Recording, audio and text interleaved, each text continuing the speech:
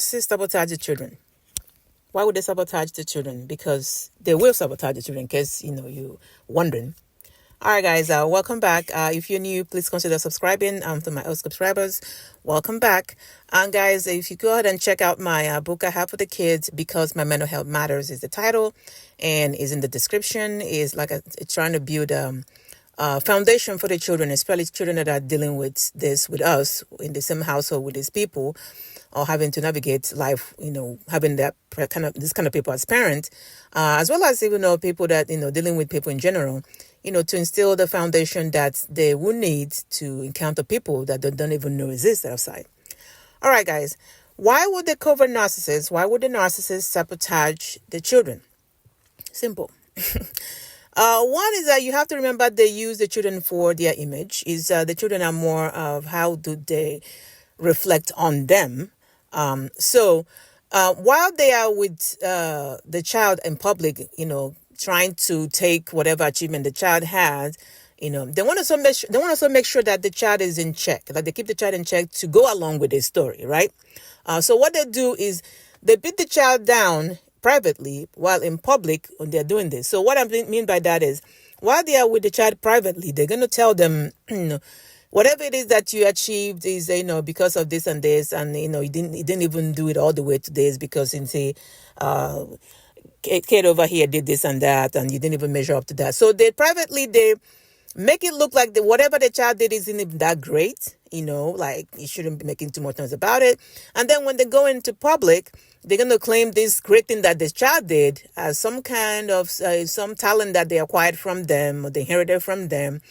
And of course, this confuses the child because they're outside, paying attention to this, because privately you just told them that what they did wasn't that great. So when they're outside and they're claiming all this, taking all these things that the child did so well in, they are freely doing it. The child is not questioning it, Another thing, guys, is that they are expecting the child to do well, but not too well, right?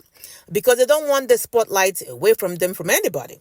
The spotlight has to be on them so that everybody will see. So the child is, yes, doing well, but then they don't want the child to get to a point where they overshadow them, because as crazy as that sounds, again, whatever the child is doing is a reflection of them. So if the child is doing so well in sports and doing so well in school and academics and all that, they are taking credit for that. Okay, so the child is not supposed to get too comfortable, in quotes, being that, they are great at this, that they have all these talents, because they will be there to remind them of that. And so that's, when they have all these side comments, maybe sometime in public or with some people around them, just to, make sure the child doesn't think that, they are all that. So in the public, they say all this, but then they might put like, oh, well, but, they did A, B, and Z. Maybe they're going to they probably should have done this in this way or that way or whatever. Just to remind the child, let's not think you are all that now, because back in my day, this and this and that. So that's why they do that, is to make sure that you are doing well, but you're not supposed to do too well to remove the spotlight from the narcissist. And of course, if people, the way other people or the way the other parent, cares for the child, and talk, the love they have for the child, this is where obviously the narcissist is very much envious of that. So what the narcissist would not do is to talk bad about those people, maybe the other parent or another relative that, loves the child and shows that. So they're going to talk bad about those people just to get the child to feel like whatever love these people are giving you is not even that worthy, because they're not that great. They're not that nice people.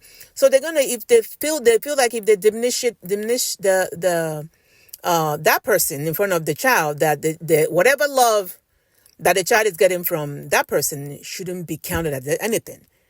So they point out all these flaws that person supposedly have. Truth or lies, it doesn't matter, mostly lies anyway, so that the child will now not value whatever attention and love they're getting from those people.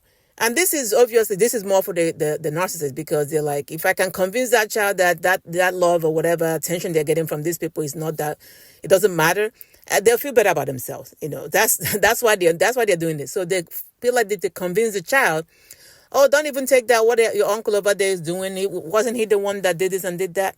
Yeah, that's their target.